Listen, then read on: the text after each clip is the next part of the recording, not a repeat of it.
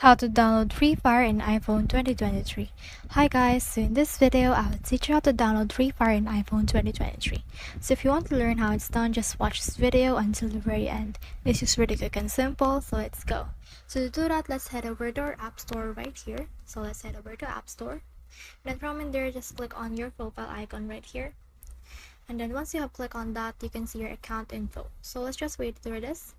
And then from in here, you can just see all of this right here. So what you can do is to click on this specific account.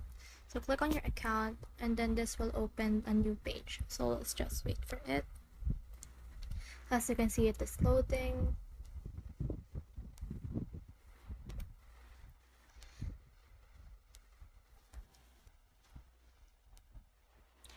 So in here, you can just sign into your iTunes store. So usually you can see a location or country or region. So just click on that and select Philippines. And once you have select Philippines, you can now search for Free Fire. Is this Garena Free Fire? So you can now click on it and then click on get in order to process. I hope this video helped you to download Free Fire in iPhone 2023.